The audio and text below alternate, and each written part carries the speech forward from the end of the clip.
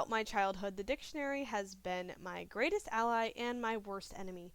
So to start this video off, let's give my old homeboy a bit of a shout out.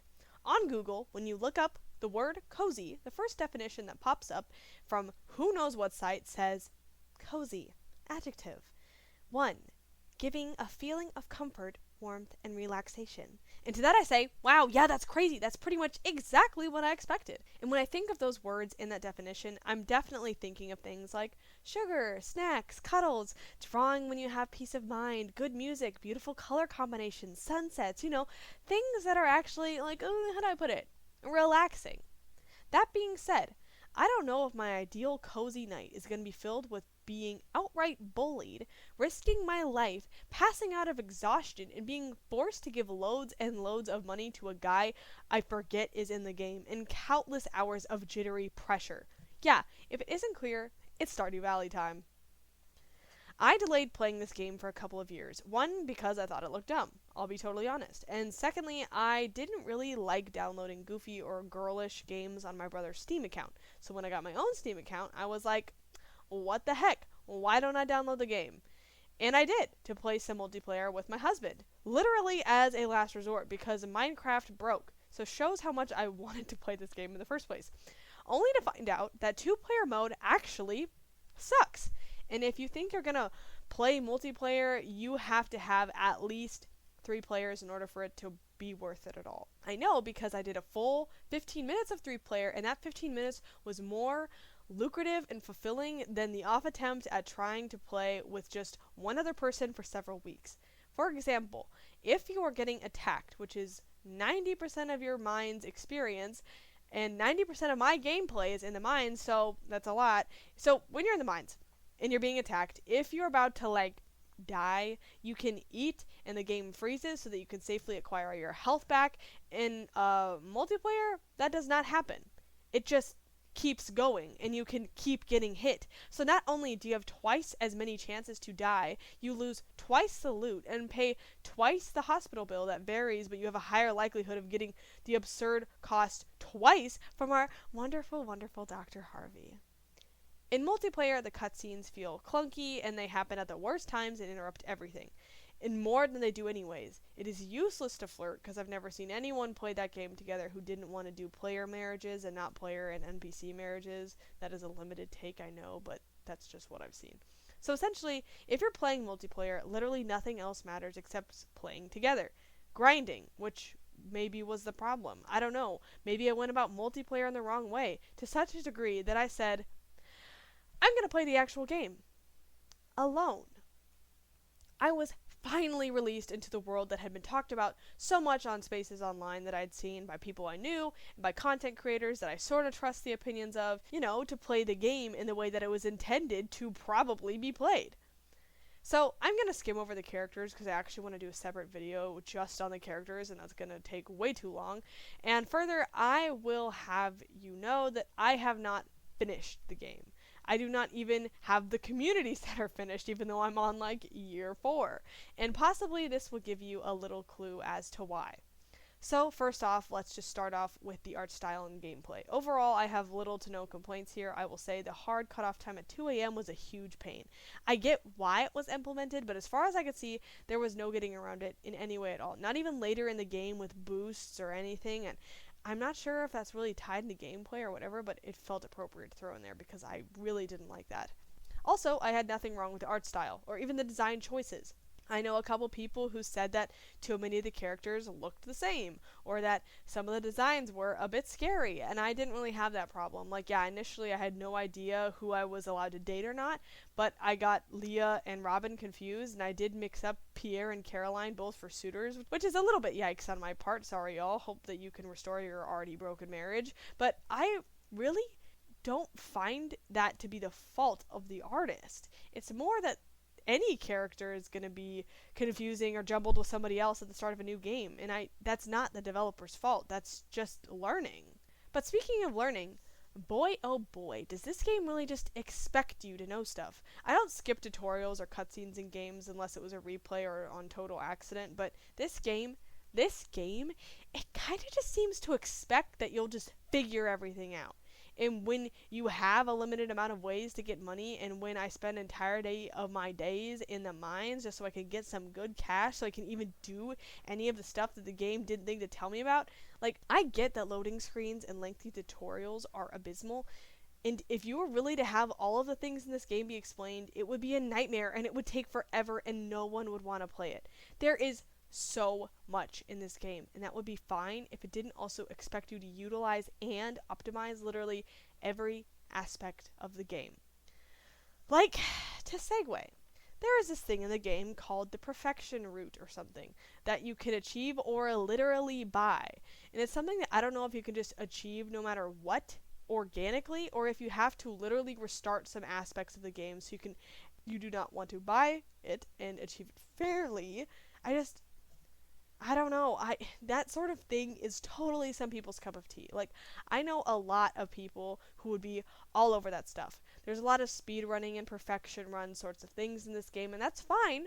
A lot of games have that, and a lot of people do like that. I just happen to hate speedrunners and the speed running mindset. Don't tell my husband. But the thing is, in most games, that is self-tracked, and it's started on your own and kept on your own in your mind as a goal. It is more of a personal choice and just simply how you play the game. But here's where it's different. This game tracks that stuff. Like, it already just does. Like, it's notably pushed on you. No matter what kind of run through you're doing, you can check your perfection score, and you're encouraged to reach perfection, and reaching perfection gives you a special cutscene and stuff, maybe more. I don't know. I don't care. And I don't know about you guys, but that said two things to me. One, this so-called cozy game was made by a man. And two, the game no longer was fun. Like, I want to log back in and check on my questionably conceived child, but that pressure cracked me. And it feels like every single silly thing I want to do in the game is being pushed out the window, or at least minorly scolded in-game in favor of really confusing or ill-explained near impossible tasks. Like, prior to really coming to this conclusion, I played this game every day for like 3 months straight. I'll admit it, all day. And I did not get anywhere in any of my goals. Not perfection goals, just my own personal goals that I set for myself to have fun. And even more, I was miserable. I was not having fun. And look, that could be a me problem, but what's the point of a game if you can't have fun? Like, yeah, duh, I had a blast naming my chickens awful names like Tire Noises, Screeching Tires, Partial Tires. Don't ask me why there are so many tire names. I have no idea. Or Coos, or naming all of my goats and sheep after guitarists and laughing in disappointment when I would forget to put on my slime ring when I go visit the evil blob children. Don't get me wrong. There was a lot about this game that I did like, but the problem is that mainly that was the color palette and style and a couple of the characters, which all in all, it's actually not that much. Like, this game had costume design and decorating, which I love. I love that stuff. But even that somehow felt like a chore and pain and too much work and too stressful to, like, do. It was too difficult. I think those are the words I want to use here. I really liked the implementation of all the collection challenges. Filling the museum was really cool, and the community center was a good motivator, but there were so many things that I had no idea what I was doing. And then the game had very little help to offer me there. I know some people like that mystique, and I understand the realism appeal of having to figure stuff out. Like, I did like that you could give someone a gift that they didn't like and that the game would give you consequences. I love that. I love that you have the option to fail or mess things up. Because there are a lot of games, like Hello Kitty Island Adventure, that would never let you near messing up. But in real life, you can also just call up your dad or your friend and ask them, hey, is my sprinkler system good, or should I spend an extra to, like, do better, or for me to do better in the long run, or something? If you could pick up almanacs or guidebooks in the game and they could actually teach you something, or if you could ask the characters direct things, which would be awesome because the limited dialogue in this game is depressing, that would be so cool. That way, the people who want to just dive in deep end and somehow get everything together and can do whatever they want, and the people like me can also get what they want. But no, instead you get stuck in pretty much all of your quests or tasks because you don't have the right recipe to go to the desert mines. You can't get that recipe unless you level up with Robin, and you can't level up with Robin unless you're married to specifically Sebastian. But you can only get married in the fall with the eel as a present, and the thundering Thursday on a fall night with Taurus rising and Mercury rising, dripping Capricorn on a Ford F-150 on a tricycle. Because it feels like this game really wants you to figure it out and not use the wiki and internet relentlessly like I did. But how on earth was I supposed to know that Mr. Krabs only comes out on a rainy Tuesday evening in the fall? Was I supposed to just psychic link my soul to the game or sell my soul to Concerned Ape himself just so I could catch a dang fish? Especially when, generally speaking, no one is going to allot an entire year to just fishing so you can happen to maybe possibly land on every single area in every weather at every season. Like, you don't have the time and resources for that. What about the garden? What about the animals? What about the spouse that you so badly want to get after he or she dissed how you looked until you reach level like 6 with? Don't you want to marry the doctor who screws you over every single night after you're just trying to earn a living so you can maybe furnish your house for you and your baby that you will maybe have with said scam doctor? I am not a pro gamer by any stance. I am just above the average Joe on the street. I know that, but in the grand scheme of gamers, I'm really nothing special. But I am just above average enough that the lack of understanding and the softly passive-aggressively enforced directions hurt my mind. I can't bring myself to play that game anymore. I've tried to re-download it onto my new computer and I just can't. I do not want to pull myself back into that miserable vacuum. To which you may say, Axel, my beautiful darling, why then, pray tell, are you going to make a video about the characters? To that I say, shut up. I want to. Actually, well, I'll just bring that stuff up when I make the video. Because this game lures you in with its hot boys and sassy dialogue and the promise of cute domestic tranquility and a break from corporate just to give you farmland corporate. For some reason, you work 9 million times harder than everyone else, but everyone else who is in poverty is going to be fine because plotline or whatever. And what do you get in return? Stress. Lots of stress. Stress that no amount of getting rejected at the dance, or 1.5-dimensional characters, repetitive dialogue, questionable leadership, interesting theories that are mainly half-baked just because characters are a bit shallow, and before you get mad that it was all made by one guy, yeah, incredible, he did a good job, but I write too, and there could have been a lot more going on. Or actual island secrets, or falling or failing over and over and over in the desert mines, even though the game pressures you to be able to finish the desert mines from what I have found to be nearly impossible.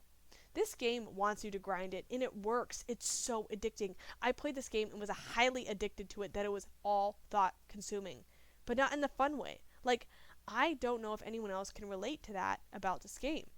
I wouldn't honestly recommend it to anyone. I would love to chat with people who have played it, and evidently I have stuff to say about the characters, but everything else is janky.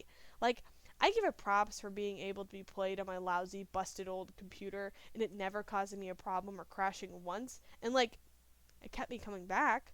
But it's a slow burn, speed run nightmare, and I can safely say that it is not the kind of game for me, and I can't shut my brain off to be able to, like, enjoy just an aspect of it. I feel like I have to do it all, and that's stressful, and again, that's not for me, or maybe it is, and this game is just packaged deceptively, which I believe that it is with all my heart.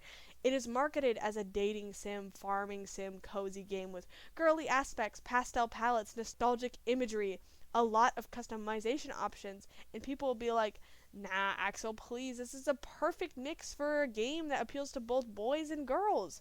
But in my opinion, it feels like a trap, because, like, in every way except visually, this is a boys' game. Like, this is freaking Skyrim if it was cute. But if I wanted to play a game like Skyrim, I'd play Skyrim. But even Skyrim doesn't seem technically as complex as a game, or as freely limiting, or as incorrectly packaged. Like, you know what you're getting into. But the cute packaging lures us in, because of course it does. Who doesn't like fat pixelated chickens sleeping? We look at cute cow, we see cute cow give us a heart, and we give it overpriced wheat. And no, we don't break down about the psychological and philosophical effects of a virtual character's heart and how that pertains to the real world and how nothing is real and blah blah blah blah blah blah blah. I hated that video, but I will say, it's tricking us. I feel like the aesthetics and cute boys and fandom culture or whatever it is has really blinded us from the fact that this game is like technically good, but it's actually not fun. I thought Stardew Valley was going to be boring, and in a sense it was, but not at all how I expected it to be. I legit cannot understand those sweaty, hardcore players of this game who have 6 different saves going on and are perfection route on each, because these people exist in plethora, because really, are they enjoying themselves? Are they just addicted? Is this Valorant? I will give each of those people the benefit of the doubt, but either way, it's crazy how much this game is enforcing the right way to play it. Simulations shouldn't have to be played any which way. Like, I understand someone is doing whatever they want in this game without a care in the world, but every search I have made about the game is so focused on optimizing. Like, it seems like the pressure has gone deeper than just making the game pressure you, that the entire community around it is pressuring you as well. Which makes total sense. Of course you'd mimic what the game is sort of trying to sell you on, but why is this game so keen on sucking the fun out of things? Like, they get so hard that it's just abysmal. Or turning you into the corporate slave once more, but you're on a farm in a small town with a questionable mayor or whatever. So therefore, it's better than corporate slave. Like, I kid you not, I once asked myself, which I know other people disagree with because I do a lot of things in my comfort zone and all that, but how egregious this game got, I thought, I wonder how my old office job is doing. Or like actually being disappointed when Shane and Sebastian's stories just sort of end up with their out there dreams and they're like, actually, never mind. I had wanted to leave this town and now I kind of want to stay in this toxic town because it's good. And you can't even disagree how you'd like to with these characters when they make that decision. Get me out of Big Farm. Big Farm killed my grandpa. So, yeah, this game isn't cozy. If it was cozy, why did your grandpa die? Because he was old. But whatever. Tell me what you think.